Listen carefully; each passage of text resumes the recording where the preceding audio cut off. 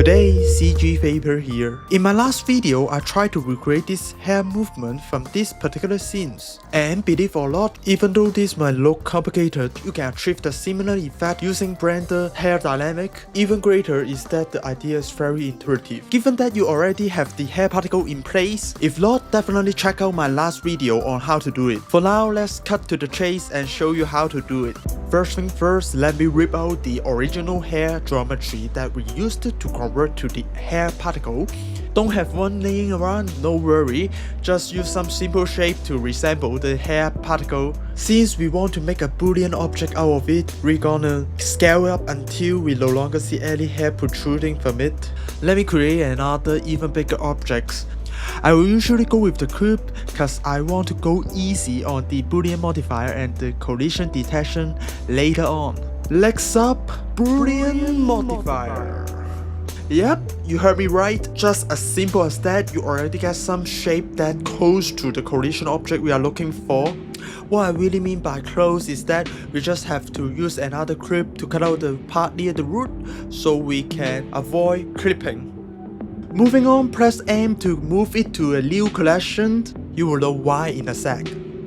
While we are at it, we might as well go to the Physics tab and enable the collision property. I usually keep all the settings vanilla. After this, let's go to our main course, the hair particle tab. In here, we have tons of simulation settings we can play with and we can cache our simulation later on. I usually crank up the quality step to the maximum 80. Just feel free to lower it if it takes you forever to cache the simulation, though I will keep it at maximum for the quality. The next settings to adjust would be the stiffness. It is a bit tricky though, so you may want to play around with the value to find what is right for your character. Here I include different value for your comparison. It basically control how rigid the hair is. For the volume setting, I just leave it as it is. These are pretty much all the settings we are messing with. Before baking the simulation, we actually haven't animated the collision object yet. So let me do it now. Let's put a keyframe at frame 0 for the initial rotation, then move to the first render frame. Oh, by the way, the stutter when I move the playhead is real, so let me just disable the hair dynamic cause it tank the performance. Let me limit the rotation on one axis only.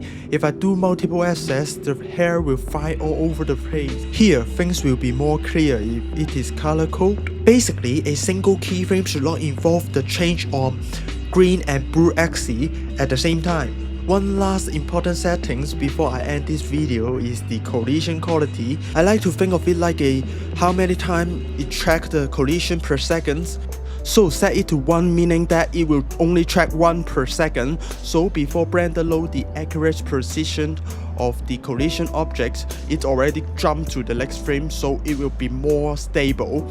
For the rest of the hair strand is basically the same principle, and most likely you will get something like what I show you on the screen right now. If you like this quick Blender tutorial, please subscribe to my channel and it will definitely help me pump out more content like this in the near future.